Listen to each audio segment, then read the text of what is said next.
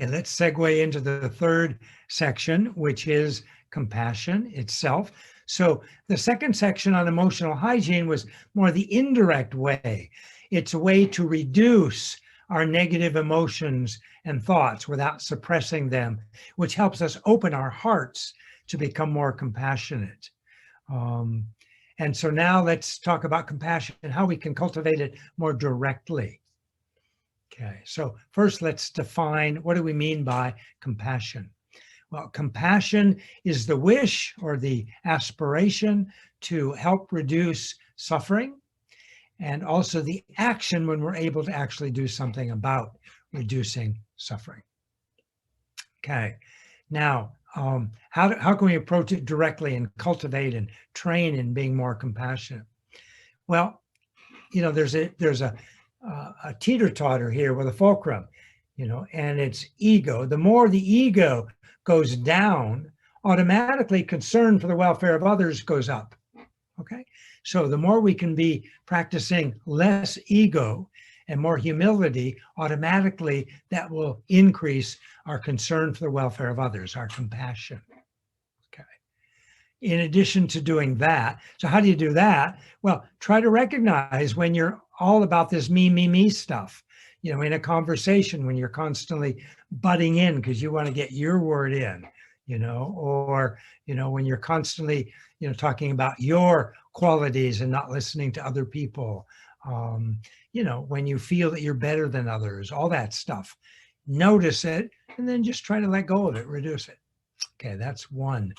Second, if we can remember, and I want to give you a homework to remember this mantra, and I said it before, maybe you heard it and you remembered it. Many of you may not have heard it or haven't remembered it. Here's the mantra.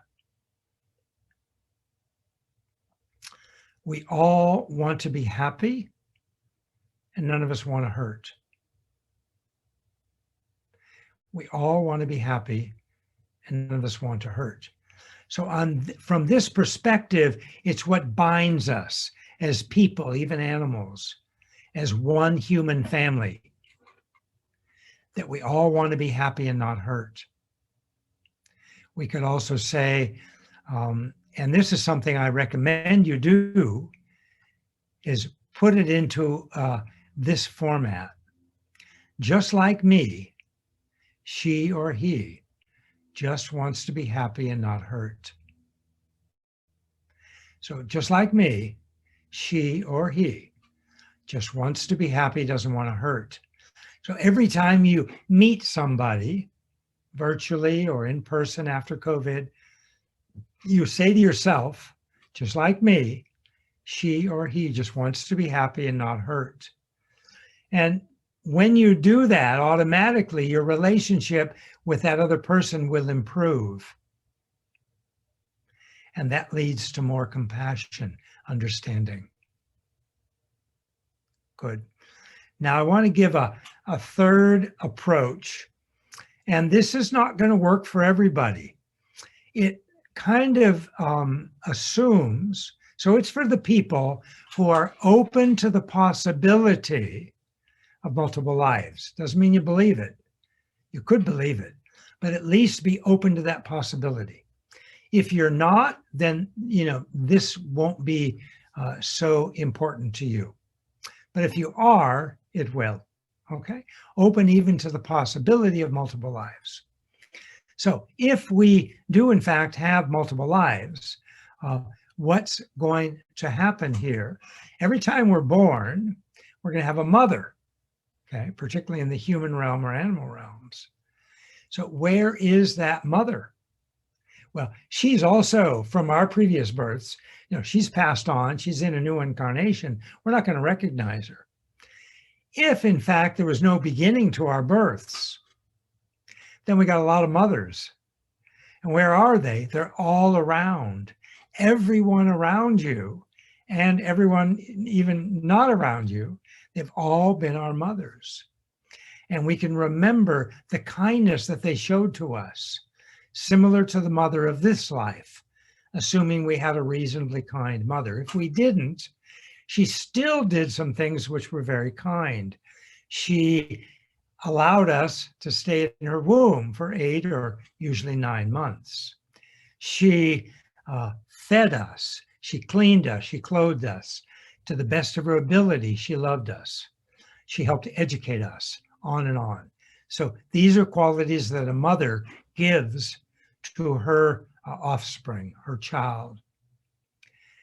So we can remember that all these other people that have been our mothers at different times, they've all showed that same love and compassion and kindness to us. So remembering this helps to make us closer to other people, and then seeing them as having been our mothers help us develop love and compassion towards them. Okay, I'm going to give you one other approach in developing compassion more directly, and that's through recognizing kindness that others give to us. Okay, so when we do this, and we'll do this in our next session as a meditation, I'll explain it now.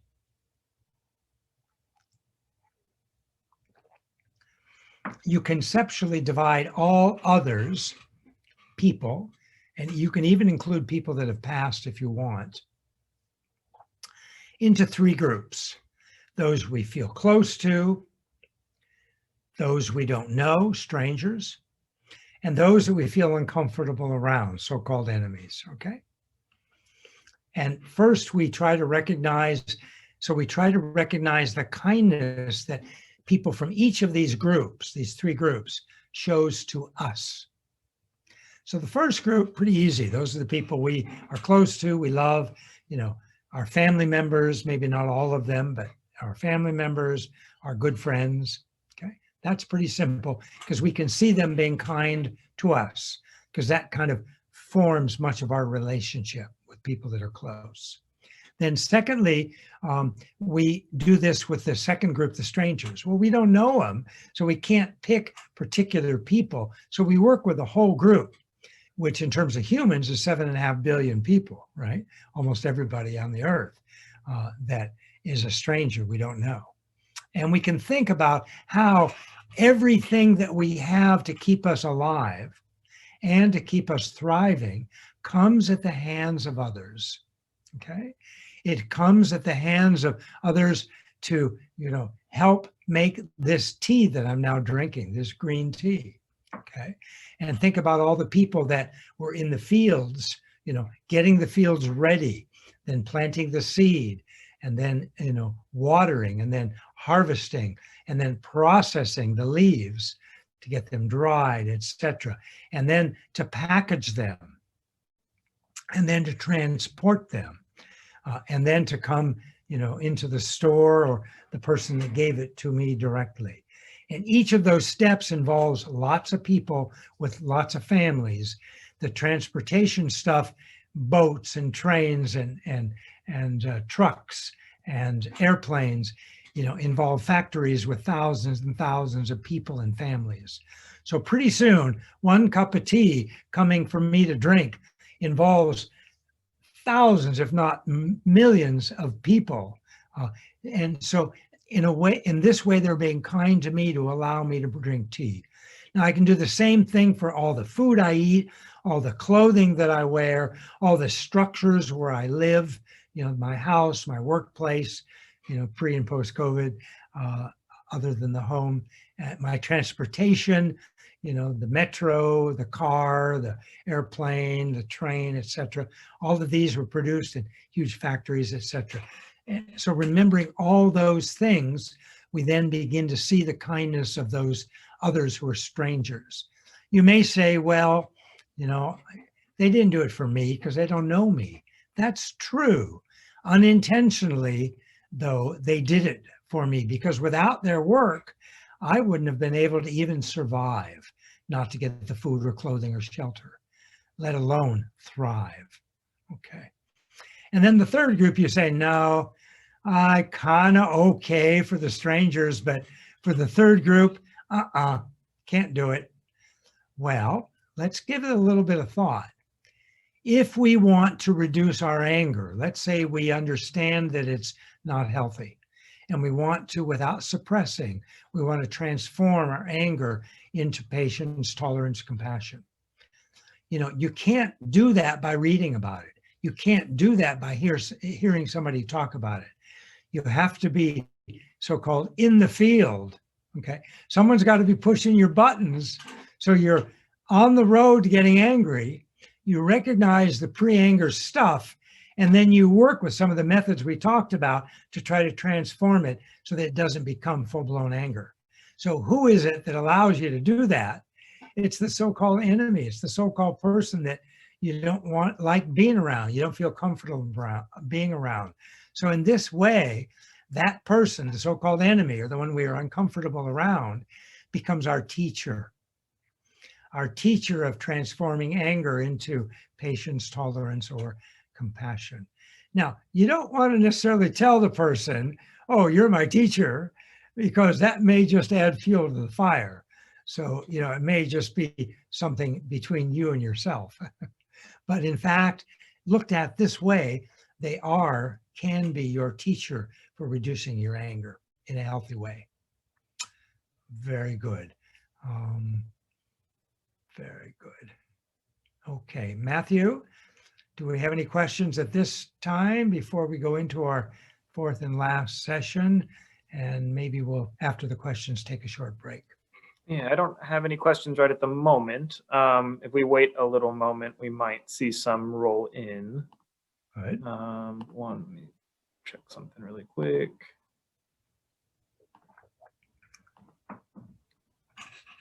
So for anyone who's just joining us or joined us in the middle, we'd invite you to submit any questions that you have via the Q&A tool. That routes them to Ryan and I, and then we can cover them in this portion.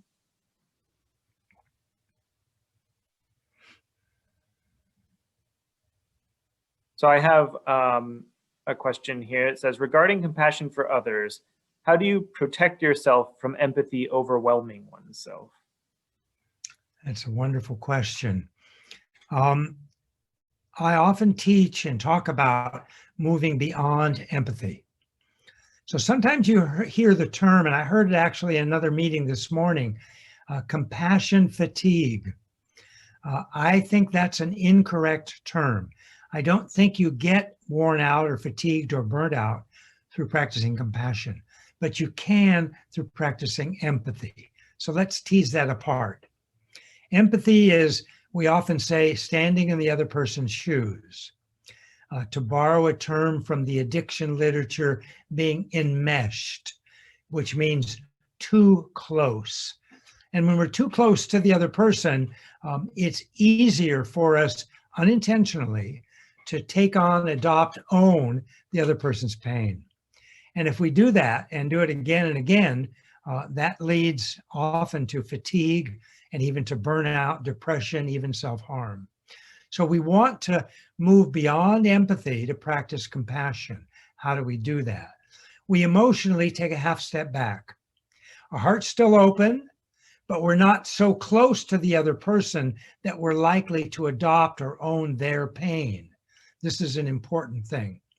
And by doing that, it frees us up to have broader perspective on the situation and thus be able to act in a way that's more beneficial to help relieve the other person's suffering.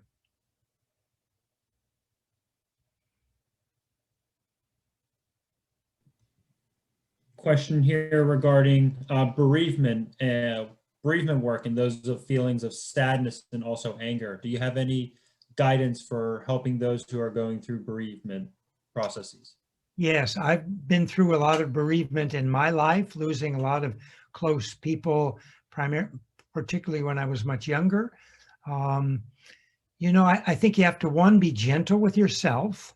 So if the anger is self-directed, try to relax a little bit on that. Try, if it's wrapped up with guilt, for example, try to gently let go of that. Sometimes people think, well, I should have done this, but I didn't, to the person that you were close to that died. We're not perfect. and we make mistakes, or we don't get to do all of our, good stuff all the time. We're human beings. And so allow yourself that. And to be gentle with yourself, I think, is very important. And to go through the process, however long it takes. It may be months, it may be a few years. If it continues more than a few years, sometimes it can morph into depression, and the symptoms are often similar. So if you have an inkling that may be going on, you may want to seek some professional help, or at least talk to a friend about that, and see if this has gone, beyond bereavement or grief into depression. But it's a natural process, part of life. It's healthy, even though painful. It's healthy to go through it. If it involves crying sometimes, allow yourself to cry. I think this is just, it's a healthy thing to do, even though hard. I've got one here that says, on kind of related to the subject of empathy and compassion fatigue, to the extent that we're using kind of those sorts of terms. Is it possible to experience mindfulness burnout? If so, how does one prevent or reduce mindfulness burnout? We don't usually talk about or identify mindfulness burnout, but something does come to mind, no pun intended, and that is intensity. We tend to be intense people. We tend to be driven, many of us. And so if you're going at this mindfulness stuff too hard and too intense and too long, you may be tiring yourself out and burning yourself out. So then back off a little bit, be more relaxed about it. Take it slowly, step by step. And I have one specifically related to caregivers, like professional caregivers. It says, for those who are caregivers personally or professionally, and are therefore inclined to focus on others above themselves, how do you recommend the setting of healthy boundaries? So I think to be real successful with our compassion towards others, it's important to cultivate the foundation of being successfully compassionate to ourselves. Okay. We don't want to stop there just with ourselves, being compassionate to ourselves, but it's a real good foundation to help us be more successful with our compassion towards others. So, it's okay to set boundaries. If you notice that you feel that people are taking advantage of you when you're trying to be kind or compassionate, go ahead and set some boundaries. It's perfectly fine. You don't have to get angry or, act out violently about that, but, be firm and set boundaries. That's perfectly fine. The more you practice compassion towards others, you may find that those boundaries begin to get a little bit less naturally, because one of the best ways to take care of yourself is by practicing compassion for others.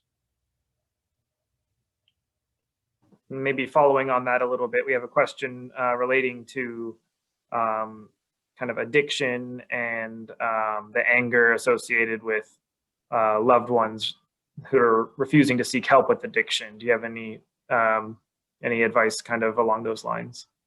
It's a tough problem. I wish it was easy. I don't think it is.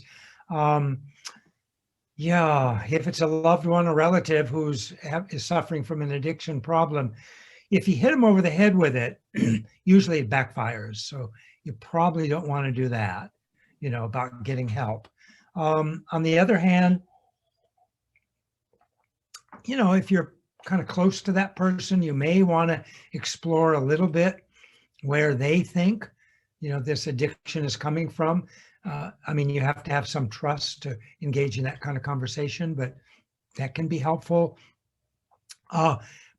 Probably they also want to get out from underneath this addiction. Most people do. They don't know how to. So I think develop that trust, and not hit them over the head. Be a little bit more coy and indirect with your, moving them into the direction of some kind of, help. I think that's probably the best way. support them in other ways. You don't have to see them as, my relative so-and-so, the addiction, or the one that's addicted, the addict, but also support them in all the other ways in their life that they're, good, wonderful people. I think that's also helpful. It helps develop the relationship. It doesn't just focus on the addiction. Yeah, I think those are some ways to go about it, but not easy. So please try not to be, a savior in this situation, that, you fail if the other person doesn't get help and, clean up their act. Also, try not to be a codependent. This is another area to recognize and to avoid codependency, where you start to act in ways that support that addictive behavior of your loved one or your relative. That's an important thing to be careful about. And, if you want to get into some kind of family therapy or something, if the person is at all open, that can be very helpful, where you don't just talk about the addiction, but you talk about relationships and other things also. That can be helpful also. Yeah.